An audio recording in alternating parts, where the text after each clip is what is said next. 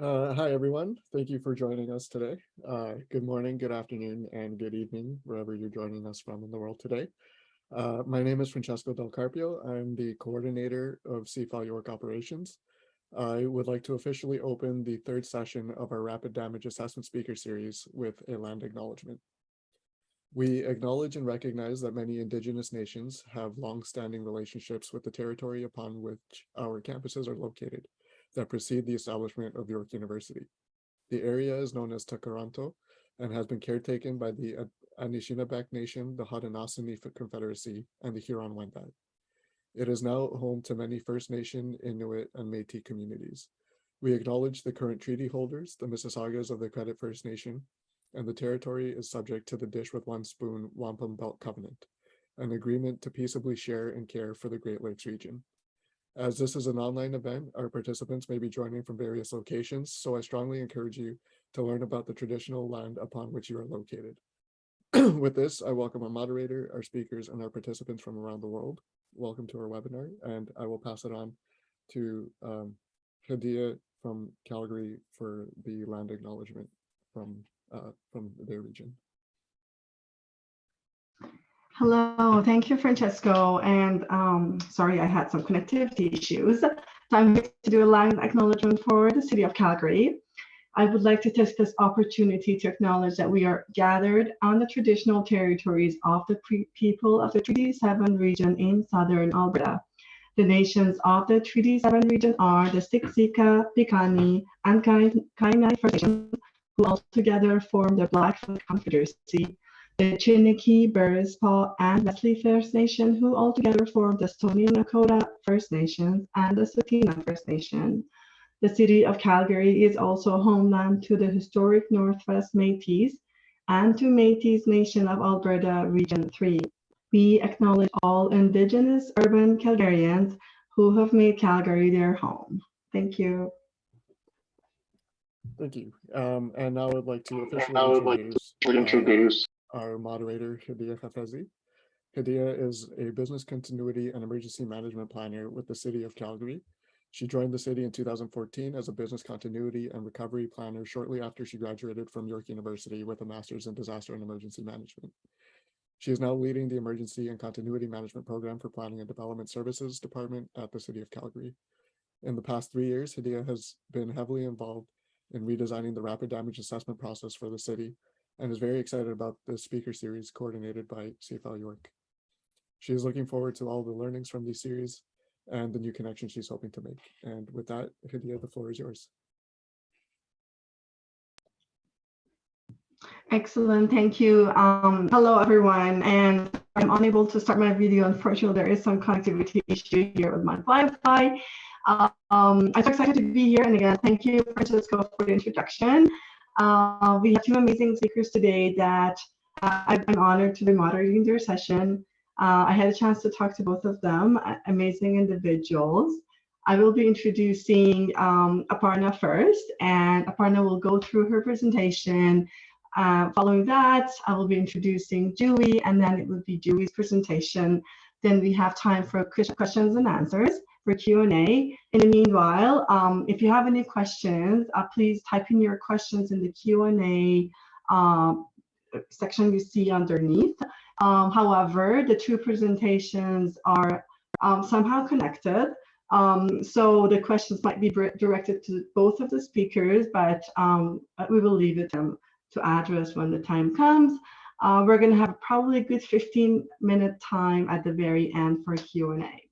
Awesome, thank you. So I'll just go ahead and introduce Aparna. Aparna Tandon specializes in disaster risk reduction and post-crisis recovery of all forms of heritage. She has 25 years of post-qualification work experience in heritage conservation and has conducted professional training for the conservation of heritage in Middle East, Asia, Europe, Africa, and South America. As Senior Program Leader at the International Center for the Study of the Preservation and Restoration of Cultural Center, or ICCROM, she leads the design and implementation of its international flagship program, UNFAR, first aid and resilience for cultural heritage in times of crisis. Additionally, she is developing ICCROM's newest initiative training on sustaining digital heritage, which aims to enhance capacity for long-term preservation and access. The training builds on sound and image collections conservation program aimed at saving endangered audio-visual heritage, which Aparna helped to initiate and develop at ICCROM. Okay, that's what I have for her bio, and I will leave the floor open for Aparna to start her presentation. Thank you. Thank you, Hedieh. Thank you so much. I am getting some feedback there. So can you hear me well? Yep. Okay. Yes. I'm excited to be here. I apologize for my voice. I'm recovering from a severe case of cold, but I hope I am loud and clear to everyone. And I thank the organizers for inviting us here today. I'm here with my colleague, Ambani, who will be presenting later. And it's a real pleasure to represent ICCROM in this speaker series on rapid damage and risk assessment. Well, I'll start sharing my screen to begin my presentation, and just bear with me. Okay, just a minute. Thank you. Thank you so much. Okay. So just to start with, whenever something we value is damaged, we instinctively try to understand if we repair this damage, if we can repair this damage, and what kind of help we would need to do so. Isn't that so? Isn't that true for you as well? By extension, the same should be true for heritage, and the same principle should apply when we respond to secure heritage that has been physically damaged. Our first action should be to ascertain the extent of physical damage to this heritage, and also to understand what are the losses, how have the people been affected, associated communities, what is happening to the cultural bearers, what is the impact on income, livelihoods, and have the people been displaced from where they were staying. Yet, this is not the case in actual practice. You must have been listening about the war in Ukraine, the ongoing, and if you've been tuning into some of the heritage meetings that everybody is attending, the online meetings, the priorities seem to be new every day. Sometimes it's 3D laser scanning, sometimes it's remote sensing, satellite imagery, or documentation of war crimes, packing materials, generators, training, demining. Where do we begin from? What do we do? The key question here is that in a complex emergency situation, when personal security is threatened, and when multiple types of heritage is damaged or is at risk, how can we assess damage as well as losses and risks? What more can happen? Can we gather some preliminary data quickly, at scale, and identify priorities for intervention as well as establish costs? We carry out these kind of assessments, and our moderator today is an emergency manager, and she has been carrying out these kind of assessments routinely for other sectors. And sometimes these are called rapid needs assessments or multi-sectoral needs assessments, where pre-event data and ground reports are combined to assess immediate needs. What is different about heritage? Why can't we replicate this for heritage? Well, at ICCROM, we have been working since 2010 Haiti earthquake to better understand the challenges that institutions and individuals face while collecting damage and risk data for all types of heritage. And accordingly, the ICCROM's FAR program that I lead, which is First Aid and Resilience for Cultural Heritage in Times of Crisis, has developed some training and tools to help professionals and individuals and even communities on the ground. Through analysis of past disasters in Haiti, Nepal, Philippines, Mexico, and Belgium, most recently after the European, the big floods that large-scale floods that occurred in Europe, as well as armed conflicts in Iraq, Syria, Libya, and Yemen, we have distilled it down to some key gaps that exist and that prevent us from rolling out large-scale damage and risk assessments for heritage, and as well as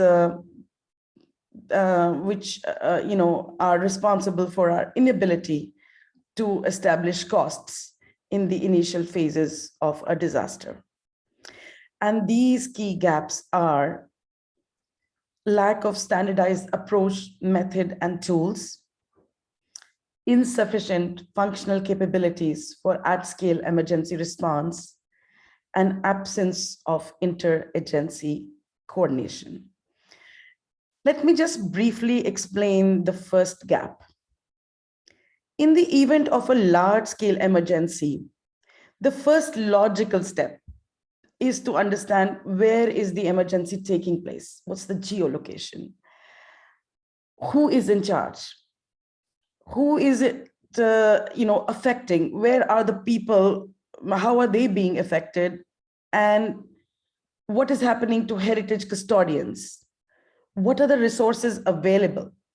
Right? Simple, very logical. And in most, as I said before, for most humanitarian agencies, this is a logical step. Also, they do it with their rapid needs assessment, which I have, already explained to you.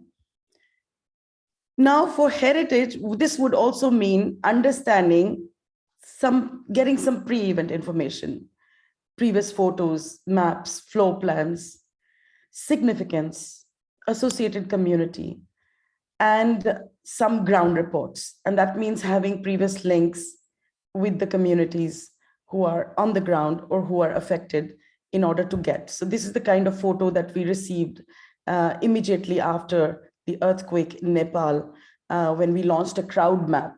Because we knew several heritage institutions there, our crowd map was successful. And within 1 or 2 hours of launching the map, after the earthquake, we started receiving such photos from the ground, which were with the help of which we were able to tell, okay, what's happening, and maybe the military is on the ground, and it seems that the damage is extensive, and perhaps there are casualties, because this is immediately after the earthquake, and they are at the World Heritage Site where this destruction took place.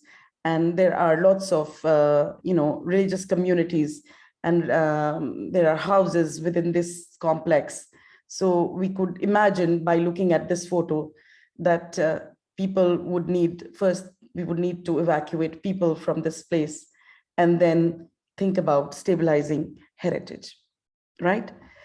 So based on this experience in 2018, through a handbook and toolkit, we codified the step of situation analysis, and for the first time tried to define the types of questions one would ask in this phase from remotely, and how you would piece together pre-event information together with ground reports. And if you have satellite imagery, all the better. However, in the wider practice, like the example in Ukraine, we are looking at lots of satellite imagery, and lots of data is being, there are many initiatives that are going on, which are laudable, all, much needed. But what is missing is the part of the ground reports, security briefings, and piecing together of all this information to generate risk maps, as well as identifications of site for physical assessment. This is what we miss, this step of ground verification. And that means gathering actionable data to promote recovery. So it's all very well to identify, okay, these sites are being attacked, or through a satellite map without going into a hazardous condition, to understand these are the sites that could be possibly affected. But what is happening to them?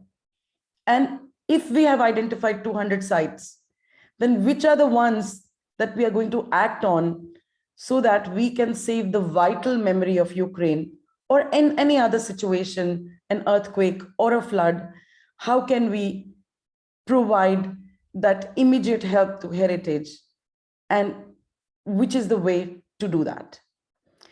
Well, the first instinct that our professionals have is to go and rush and save individual sites or collections, without understanding that by acting sporadically, we would be exhausting our resources. And if we have limited capacities, and if the scale is large, we won't have perhaps resources by the time we reach the most significant heritage. At the same time, this step-by-step approach also helps in identifying priorities, saving maximum stock of heritage, and not only the most significant or iconic heritage that is chosen by a specific donor. So if you want to avoid a donor-driven response, it is very important to carry out the step 1 and step 2 together. It is also important to ensure that heritage recovery is also bringing relief to the associated local population. I was very happy to hear this acknowledgement of the land, which was said made at the beginning of this webinar. We really need to understand who are the cultural bearers whose identity is at stake when we are thinking about damage and risk assessment for cultural heritage. And we cannot do this work without their active participation or without their permission. Recording damage also provides that last evidence, or that only record that you may be left with. And this has been a consistent problem. If you want to look at damage and risk data for heritage in the past incidents, you won't be able to find a consistent record. And that's the reason why we cannot use artificial intelligence or other kinds of technology tools to develop priorities for intervention. I'll come to that later when my colleague Jui will be explaining a specific case example. Assessing site-specific risks also helps to reduce secondary risks and speed recovery by containing damage. So with all this, it is, if I want to just emphasize, is that it is very important to have a step-by-step approach for damage and risk assessment, and we should not just go on the ground and rush and try to save heritage when we are involved in a large-scale emergency, and especially in a large-scale emergency. So this really brings me to the associated problem. Often, as in the case of Ukraine, we have been talking about 3D laser scanning. They need 3D laser scanning. Everybody is saying we need satellite imagery, we need 3D laser scanners, we need high-end technology. But really, do we really need a high-end technology? At this stage, all what we would like to do is to record damage and understand what are the priorities for intervention. So why can't we use some videos, even with your phone, if they're well-made videos with your handheld device, your smartphone, and use photogrammetry, because that too can give us a very good understanding of what are the immediate needs for intervention and what are the costs involved. And then we can save 3D laser scanning for a later stage when we are doing detailed documentation for implementing some of those interventions, for making those detailed records. And then at that point, 3D laser scanning can be really very useful in reconstructing or in restoring and also understanding structural weaknesses. This brings me to the second gap, which is the gap in functional capabilities within the heritage sector. So often when there is a large scale emergency, and at national and sub-national levels, heritage authorities do not have sufficient funding or mechanisms to roll out large-scale damage and risk assessments. They lack the personnel, trained personnel, funds, safety gears, and insurance. Insurance is very important. And sometimes it costs a lot to put people on the ground to gather this kind of rapid data. And this is a very big gap in the ability of the sector to respond.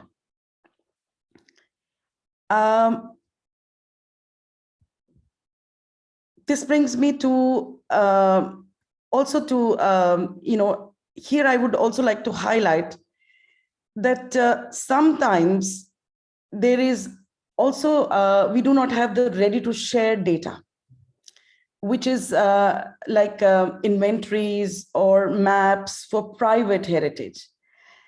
In Italy, the civil protection and the fire brigade, the people who are first on the ground, are now working closely with the Ministry of Culture as well as private owners to develop detailed maps so that when there is a disaster or there are collapsed structures, they're not accidentally demolished in clearing up, after search and rescue, or for, making sure that roads are clear and that access is available. And this, I think, is a very critical gap in our ability, that we do not have the ready-to-use data for emergency response services or for civil protection or people who are first on the ground when they are trying to ensure that the heritage, that the emergency is contained and that everybody is safe and that roads and access routes are restored. And this brings me to the third gap, which is the lack of coordination for protection of heritage in this first initial phase of emergency response. On the screen, you can see the framework, the humanitarian framework that exists. Oops, what happened? Okay, just a minute. Yeah. So the framework that that you see on the screen is for humanitarian emergency relief, and there are different clusters or groupings where organizations, NGOs, UN and non-UN organizations come together to provide. I think it's my yeah, okay. Anyhow, so in this, there is no culture in this framework. And because there is no culture, there are lots of problems that are, we encounter a lot of issues. And one of those issues is that in this initial phase, a lot of buildings get demolished. For example, in Haiti, after the earthquake in 2010, the Monuments Authority of Haiti, ISPAN, started putting these stamps which said Batima Historic. They started identifying, but only after the earthquake. They were a little late in that, but we also have to see their capacities. So they started identifying these buildings, and some of these buildings were really heavily damaged.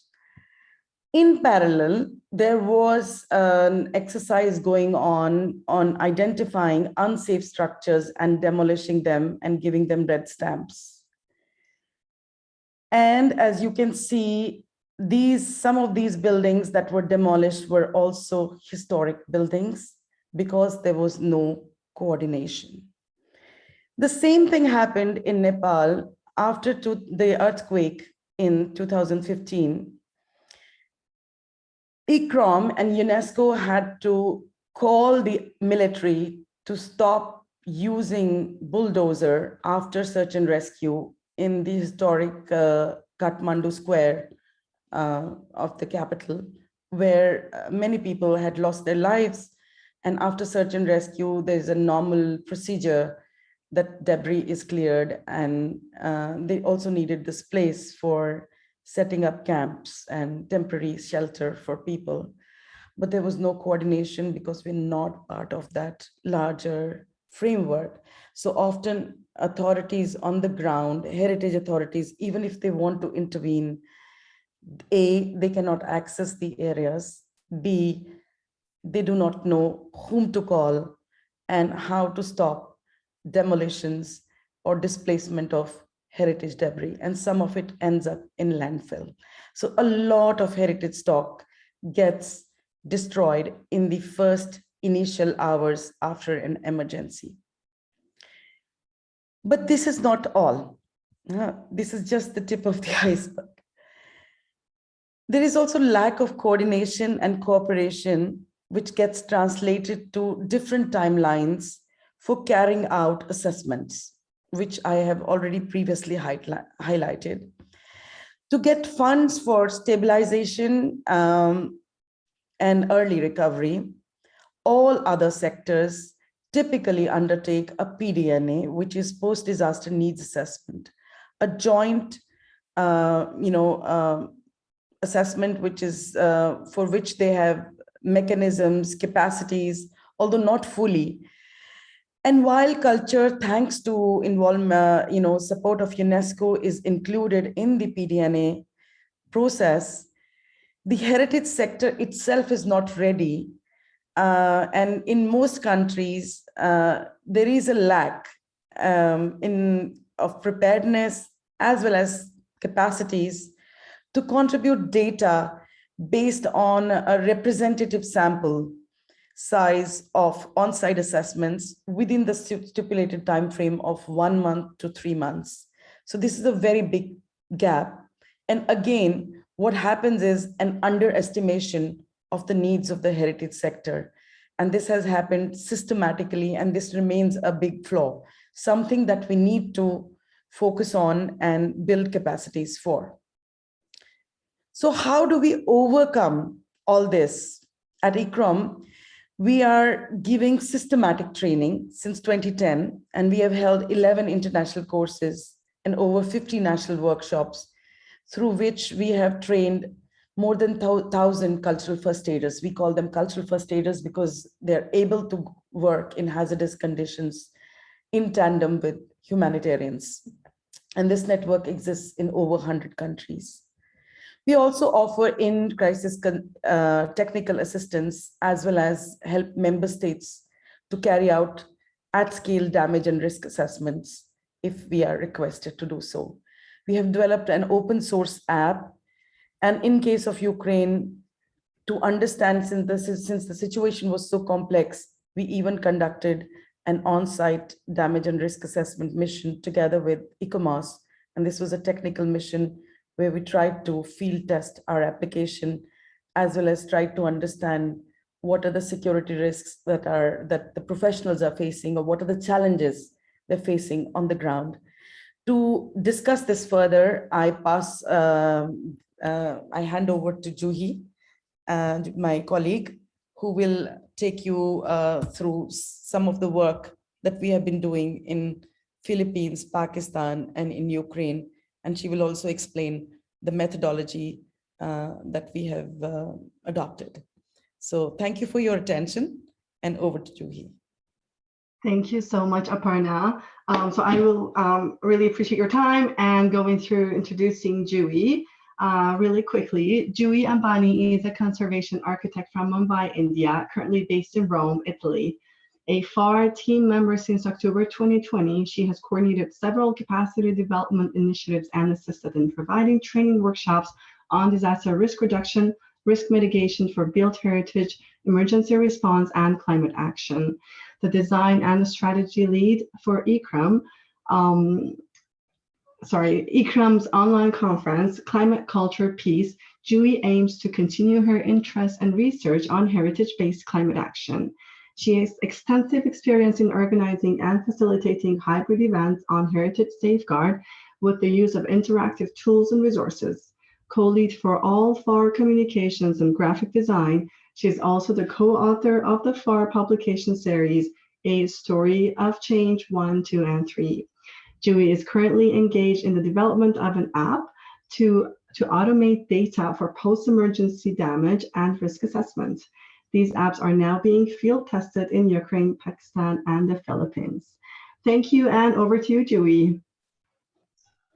Thank you very much, Hedieh, and thank you, Aparna, for a wonderful presentation. And I will now try to segue from what we just saw in her presentation to try to explain what is this app that we're talking about and what are these forms that we're talking about. Why do we need these particularly for heritage? Why are we tailoring this particularly for heritage? But every time there is a disaster or a conflict or even a pandemic, as we just saw, communities and on-the-ground reports have proven time and again to be a source of strong data, reliable data. And what we are trying to do with this app is to, let's say, encourage the heritage sector to be as systematic and coordinated in the emergency response as the rest of the clusters are already. And this is our contribution as heritage sector to the post-disaster needs assessment so that we are prepared with the amount of data that we need when there are recovery actions. Again, time and again, it's also been proven that no recovery action is necessary ever a one-man, or in this case, a one-sector action.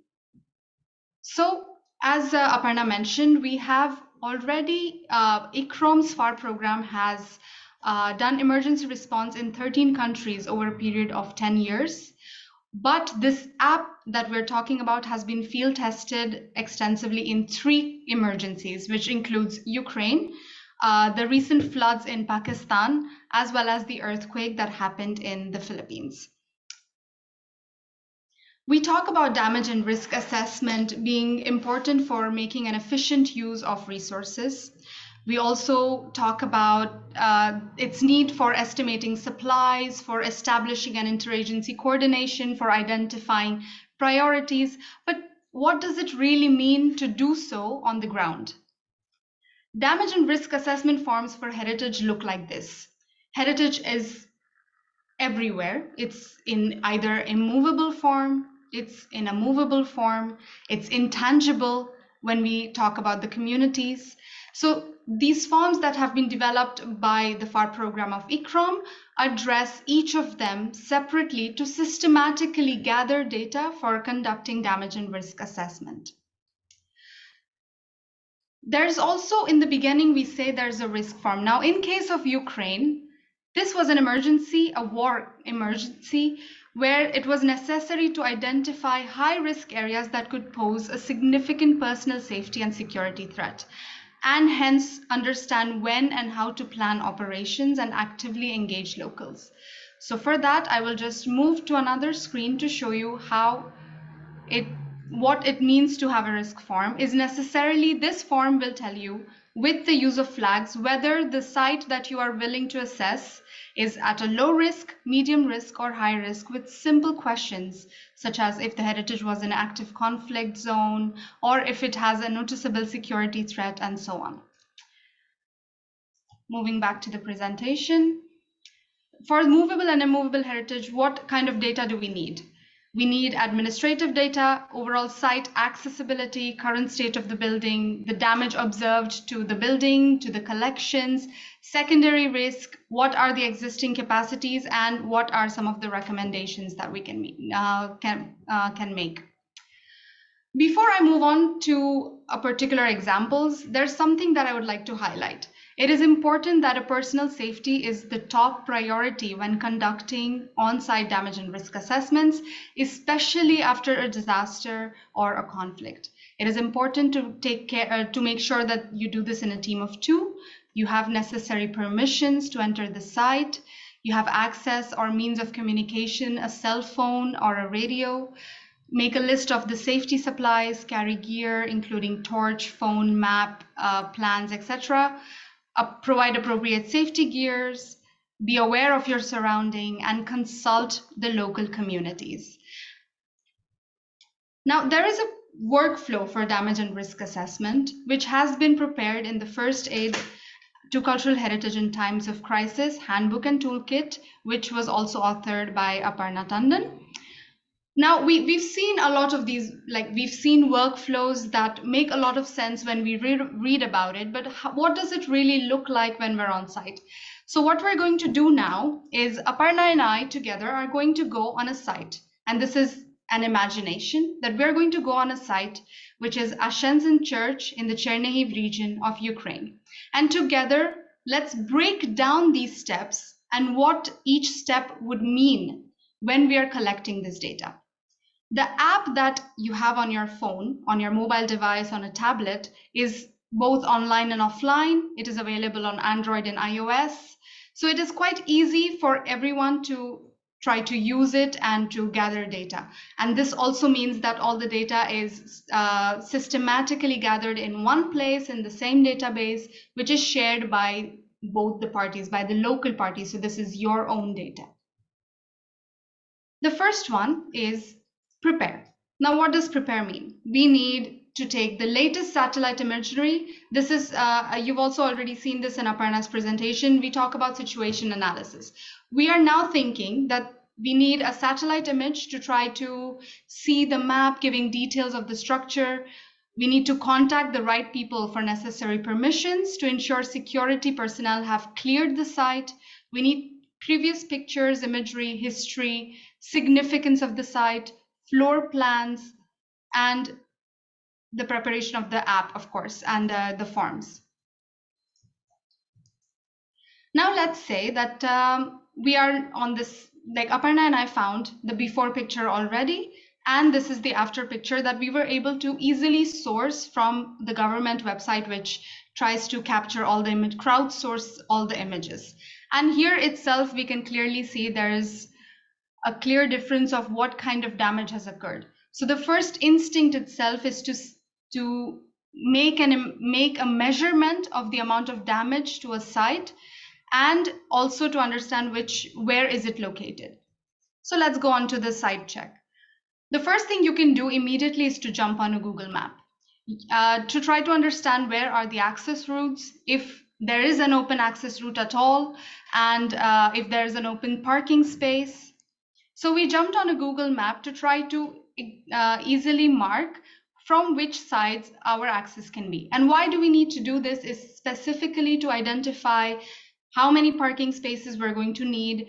If we think of an intervention at some point, what kind of spatial analysis we will need to make, and if there is any space for us to set camp there in case it is required. And this information is very important also to the responders who will be following. Then we go on to a satellite imagery map where we start marking where are the possible entrances that we can understand from a distance. And in this distance itself, you can easily see that there are about 4 access routes. Now at this point, while I'm doing this, Aparna is also helping me, helping us to understand, to contact the civil protection, the public office, to try to see if this site has already been cleared of security protocols, who is the owner of the site, and if we will have the necessary permissions to go there. Then we realize we actually do not have a floor plan for this. But there is a very easy way, easy methodology to follow if there are no architects in the team, to simply sketch out a plan by a grid method. You draw a small grid and you give a scale of either 1 to 5 meters, depending on the scale of the structure. And we were able to outline the map simply from the images we got from Google Earth. In this map, we can easily put the access routes, some entrance openings based on our understanding. Now, to keep it clear, this is your understanding before you're on site. So when you go on site, it is easier to mark on this particular plan where the access route is still available and which access routes are now blocked. If this seems quite complicated, the other idea is also to go on the site. And again, why is it necessary to be in 2 people? Is so that one person can map it out, can make the sketch of the plan, mark damages on it, and the second person can use the application and fill out the form and fill out the details in a systematic manner. Now let's imagine that we have the permission to go on site and to walk in and to conduct the damage and risk assessment. Everything is now in place. The first thing you do is inspect the site from outside. This would necessarily mean we're walking in and around the site, marking the access routes on the site, especially the entrances where the vehicles can be parked. We will also ideally take help of the local emergency managers. We can contact the military or the police department to help us find safe areas where you could maybe salvage or sort packaging materials in case there are important heritage collections and objects within the site. Then it is important also to identify sources of running water and to be always with the eyes and ears open to see if there are any possible threats in the site. So now we started moving around the site to see what are the kind of damages, where are the open spaces, what are the entrance and exit points. And it is quite clear in the first go that all the windows have been shattered. There's a huge hole here in the facade, which means immediately it is important to notice that this could lead to vandalism, that these openings are unsafe, and that you have to be a lot more on high alert, especially due to this grass. There could be small bombs or unexploded ordnances that could be found here. So it is important that before you decide to go in, that you go around and make sure that you have with you a police or a military protection or someone who can identify all of these objects hidden there. And when we start going around, we also notice all of these abandoned vehicles, also to be something to be very careful of. But at the same time, we also notice there's quite a lot of space for us to set up temporary camp if required for sorting, salvaging, or especially evacuating historical objects, whether they were collections. Now, this is a church, so there could be either some important historical objects which were very important to the community, or there could be historical facade decorations which would be important to put into the rebuilding action. Now is the longest and the most important part. Once you feel safe enough to enter and you feel that this is the time for you to move around and start assessing the damage, you mark all the major damages. Maximum, you take 1 to 2 pictures of each major damage. Top to bottom shots are more useful. You describe the damage in words, and if there are any broken or decorative fragments of the building that you see, you safely take a photo of them, mark it on the plan, and safely evacuate and put them in one place where you know that they will not be damaged by either your own trampling or when someone else might be on the site. These 2 pictures are for 2 reasons. First is the picture you see on the left side are the kind of pictures which are discouraged, because what you will not be able to clearly understand is the scale of damage or because of the distortion. It is ideal that you try to frame the pictures in a way that you have a clear idea of the planar situation with the building. Also, because if an architect or a structural engineer after your assessment looks at these pictures, they can identify if there is a planar damage that might make the building structurally unstable for you to enter.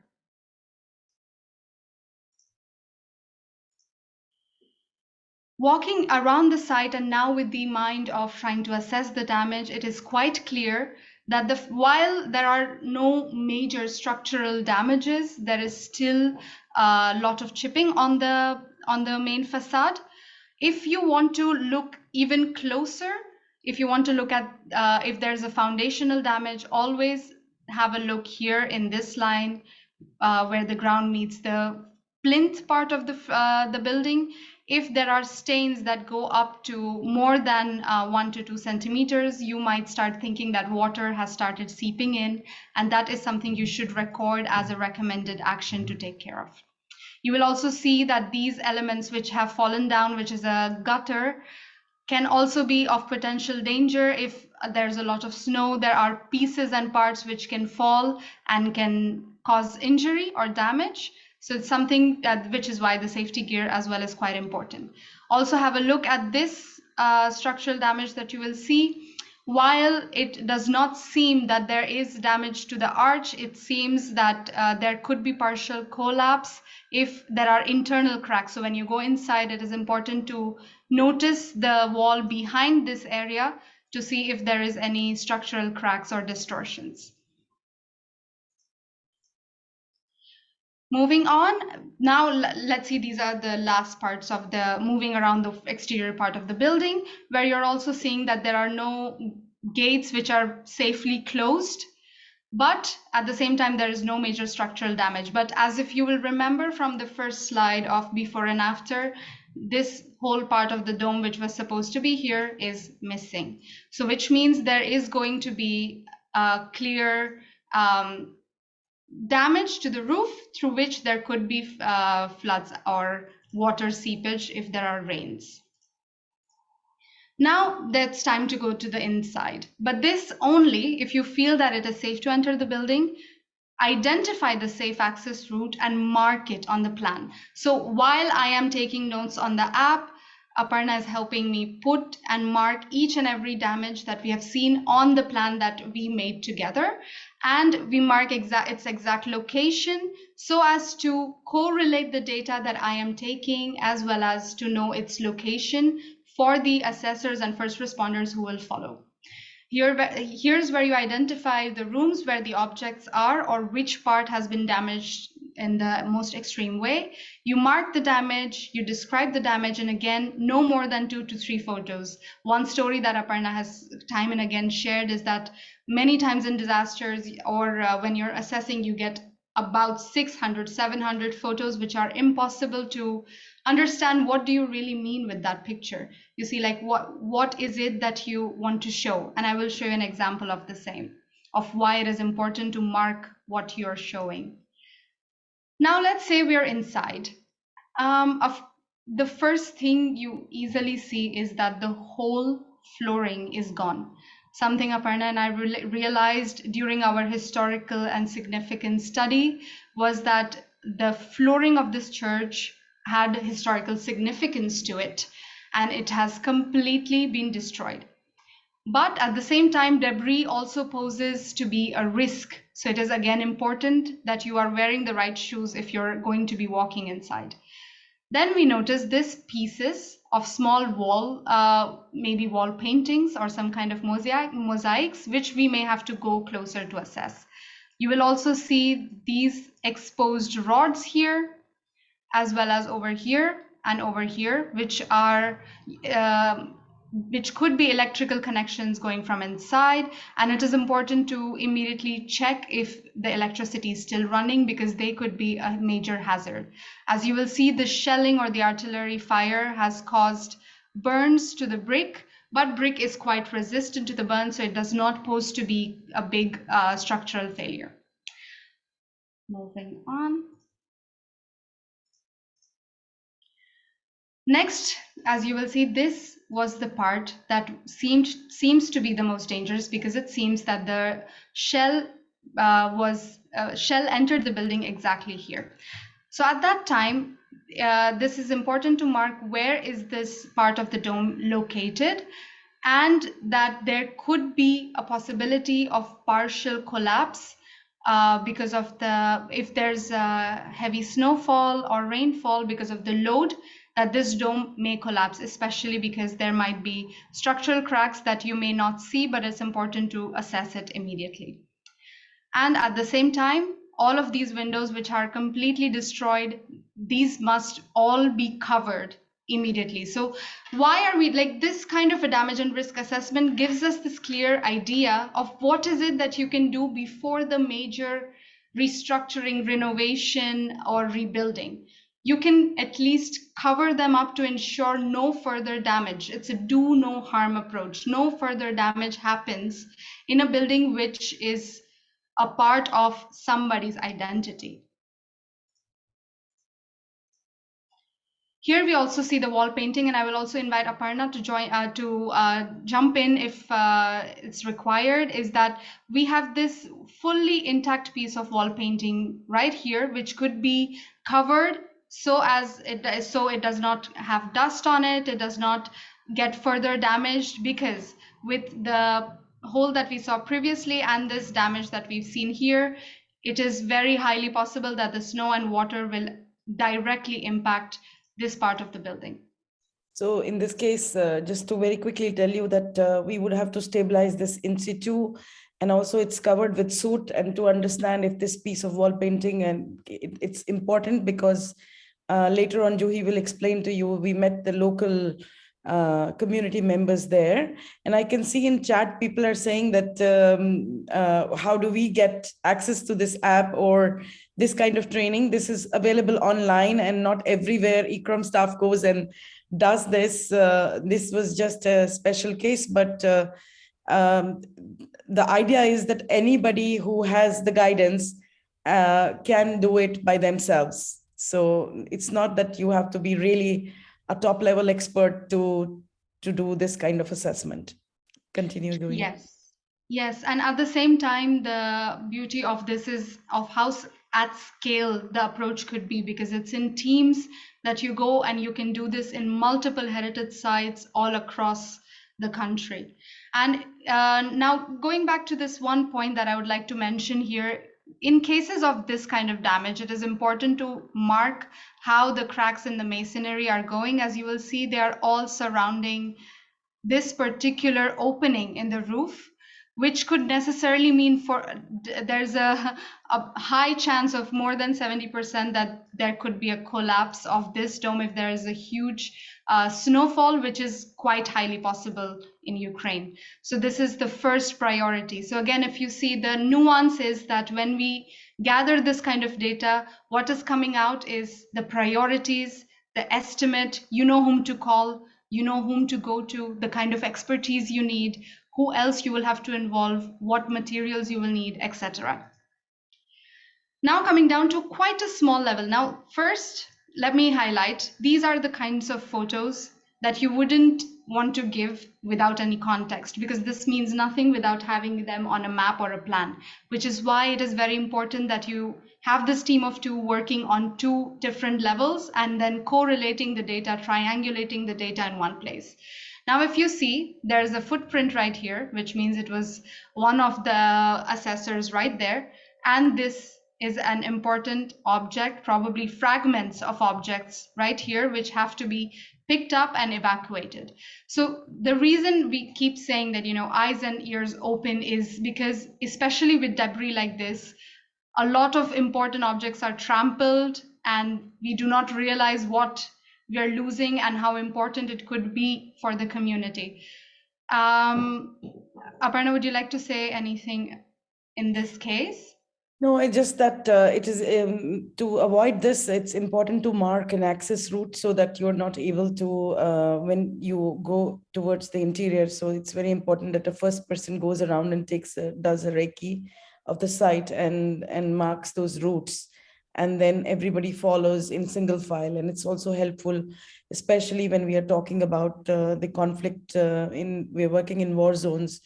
We would like to, first understand where to put your foot. And, in this case, in this site, it hadn't been still very much like explosives had not been removed. So we had to be very careful where to step and, not to touch anything. So there are certain rules that have to be followed. And I think we are talking about putting people in hazardous conditions, but that means training them for doing so. Go ahead. Right. Yes, exactly.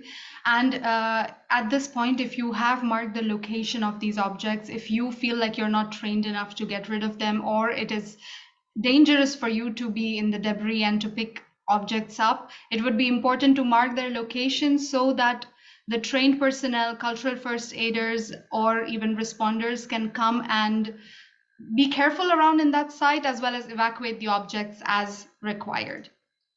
Now you have assessed the exteriors and the interiors. So you have kind of a damage data where you say the walls have a minor damage, the foundation has a minor damage, but the roof has a severe damage. There's a risk of partial collapse and so on. Now it's time to just reflect back on what you have seen. And this is where you assess and record immediate risk. What are the possible sources of future damage? So you're kind of trying to predict if there could be, with the state that you have already seen and understood, what is it that could happen, and then what could be done to avoid it. So in this case, as we already spoke about it before, the openings here, which are completely exposed, could lead to floods if the rains are heavy, could lead to partial collapse of the roof if the snow is heavy. This debris that you see right here could lead to not only loss or damage of objects which might be lost in them, but it might also lead to injury of the personnel who will come on the site to work on the heritage objects right there.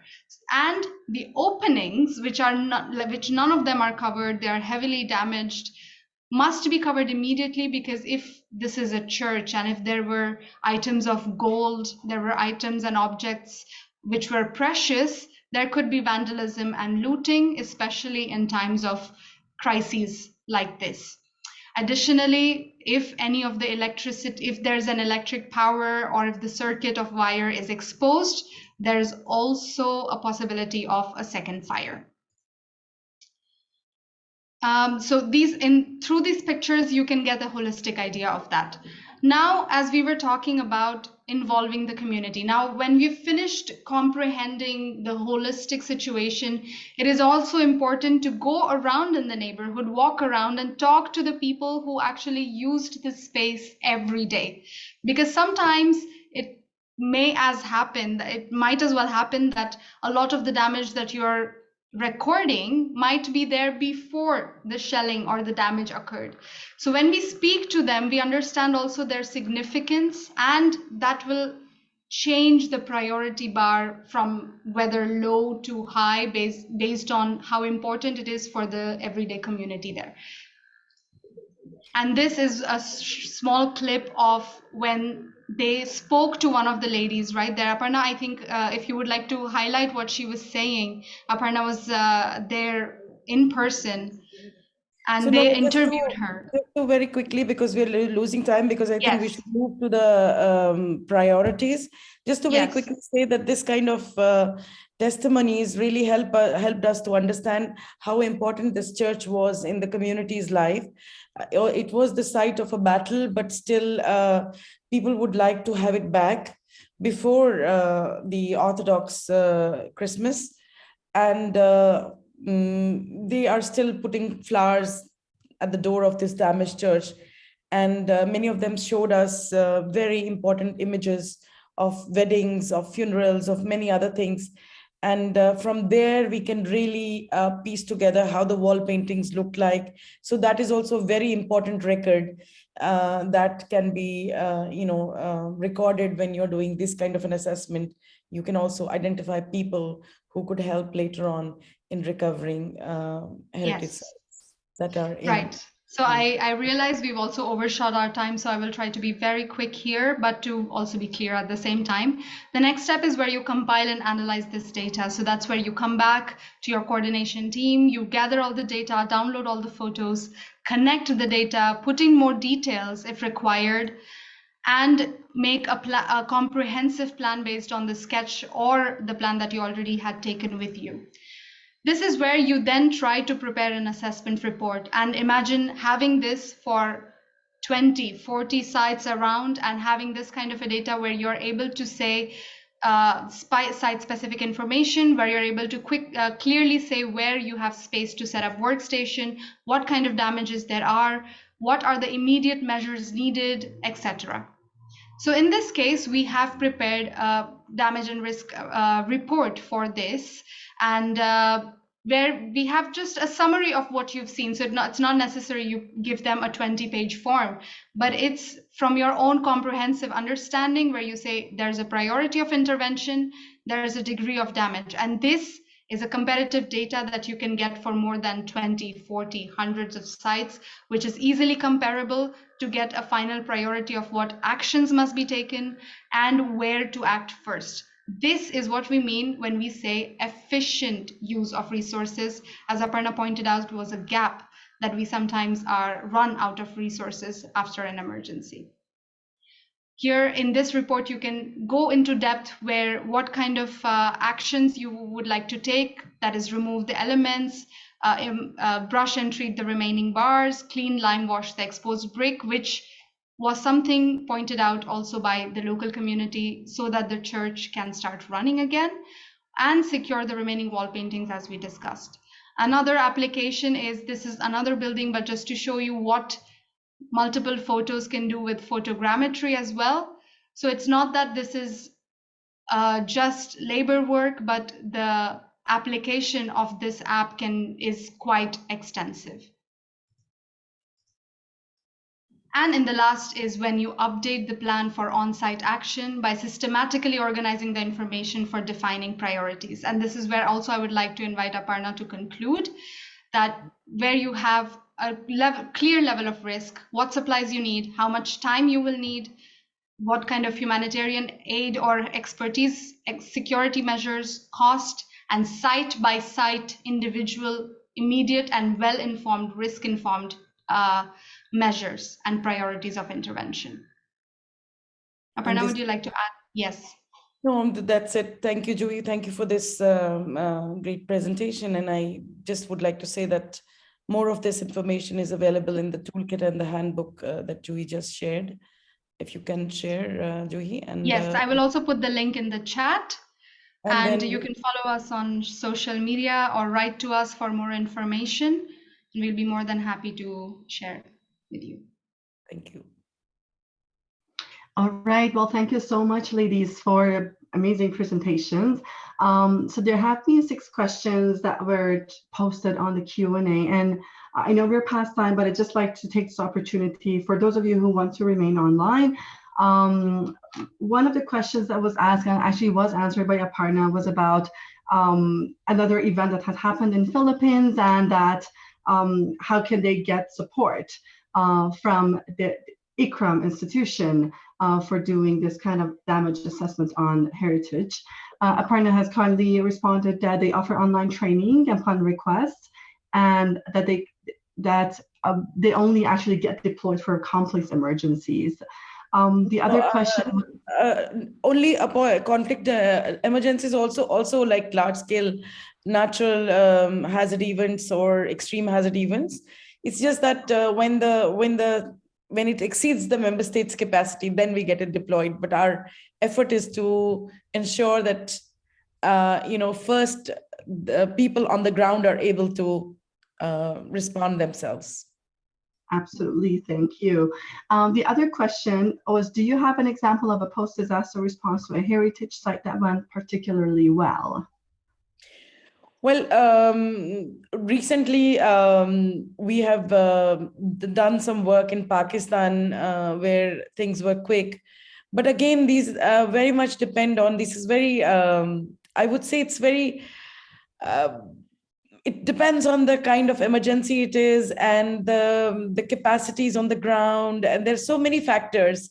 So there are good examples, but I can't say that there are right now, for large scale emergencies, we do not have that efficient examples yet, because as I highlighted before, the sector still needs to be organized. Great. Thank you so much, Aparna. The other question, does the first Aid for Heritage app assessment form record all entries in a permanent internet-based database? I am under the impression that heritage workers filling up the app assessment form are gradually building up a database of damages or at-risk heritage sites. If that is so, their record can serve as reference for future disasters or risks. True. Julie, would you like to answer that? And then I can Yes. also share another example of such a database. Yeah. Yes, of course. So yes, the data that you're collecting from this is stored in a database, and of course it could be used to create case studies of successful examples and shared. The whole point is for it to be in a single place and not for it to be disseminated in different and various forms. But here I would like to caution, for example, ICCROM is an intergovernmental organization. Yes. We are not foreign policy driven. So with that, we have invested, for example, for Ukraine, we have invested for a server in Europe, which is administratively controlled by the Ukrainians. So the similar cases for any country, this is sensitive data. So there is the concern for data security as well as long-term accessibility by the country to which this data belongs. And this is why it is so important that if apps are created, and that's why the international coordination that I said, because the UN humanitarian aid system, I'm working with search and rescue groups, are using certain apps. And it would be so good if all countries, invest in a common system, and this way we can ensure data security as well as sovereignty of data. Excellent, thank you very much. Our next question is about getting the application. How could someone get this application? Write to us. Julie, would you like to say something, please? Yes, of course. You can write to us, and the idea is, the app is set up in a very, as Aparna said, it's the security concern. So the app is set up in a way that you request, and we together also can help you customize and tailor the form to the emergency. Or you can also get your own server if your data is sensitive to you. But the app has to be set up with a certain number of steps and certain number of security protocols. It is an open source, but it's an open source app. Please highlight that. Yeah, it's an open source. It is an open source, yes. Great. And I guess your contact information could be shared with all the participants as well. Absolutely, yes. Awesome. Another question. So we have Nikki, who's actually now in Rome on her vacation, writing, do you have advice for Master of Disaster graduates who want to get involved in ICCROM or similar organizations focused on cultural heritage sites? Well, Nikki, thank you so much for that question. And actually, I think you wrote to me also on email. So I was going to respond to you, but we've been busy with multiple events. Well, the best way to get involved with the ICCROM is to apply to our internships or fellowships program. And I think the intake for 2023 is now, the selection has been made, but 2024 is open. For our program, on occasions, advertises if we are working on a particular project and we need help, we also advertise, and we need researchers, or we work with other people. So that's another way. And then ICCROM has the vacancy, like everyone else. We have our page where you can join ICCROM and see how to join ICCROM. And there are other ways to get to know us. We have monthly lectures, webinars that we offer periodically. Also, our courses are available on our website. So there are many, many ways to join ICCROM. Okay, excellent. Thank you so much. Another question. Do you have information available about future training sessions? Sorry. Yes, as I said, we do offer in-crisis assistance or ex-ante. So the next training courses will be, please stay tuned, and keep a lookout on our website. Will be in 2023 and 2024. So we'll be offering those. But if you have special requests, your country is a member, and if 3-4 organizations get together, we can even organize something impromptu. Of course, we cannot take on all the requests, but we try our best to serve our member states and their needs. Excellent. Thank you, Aparna. And the last question, what are the languages on the application? For now, only Ukrainian and I think English. Jui, you want to answer that? Yeah, also, I mean, the languages as well can be customized and tailored. So if you know that you need a form or the application in a certain language, and if you know you can translate as well, it's quite easy to make it in any language possible as of now. It's like an open source platform, so you can just put your form in. It's a no-brainer. It's like, yeah. That is very great. Thank you so much to both of our speakers and our attendees. Thanks for staying a bit longer. I know Julie has pasted lots of great resources on the chat. And just not sure, Francisco, are you planning to kind of send everything as a wrap up to the participants? Can you do that? Like technically, systematically, can you do that? Because some of our attendees have already left, and these resources may not just reach them. Yeah, I think we could pass along the links. I've already saved them on my end, so yeah, I don't think that should be a problem. Awesome. Thank you. Who attended. We apologize for going over time. So we thought we had it was very beautiful and sweet topic, to be honest. My work is not cultural heritage, but I'm like, that's a good wake-up call. We have stuff in Canada and in Calgary that we have to be sure we're preserving them. Great, thank you so much. So I will pass it on to Francesco. Just on my side, thank you to our speakers and to our attendees for their time. Yeah, thank you. Yeah, I just want to echo those sentiments. Thank you so much, Aparna and Julie, for those great presentations. Super informative and very interesting. And Hedieh, thank you again for moderating the session. And thank you to everybody who took the time to come and participate and attend the session. I will just quickly share my screen just to show we have one more session left in this series. It'll be 2 weeks from now, so December 21st at the same time. And the speaker for that session will be Charles Hoik from ImageCat, which is a company, it's an international company based in the United States that does a lot of rapid damage assessment and research and development. So for anyone interested in that topic, join us in a couple of weeks from now. And with that, I think that's the end of our session. Thank you.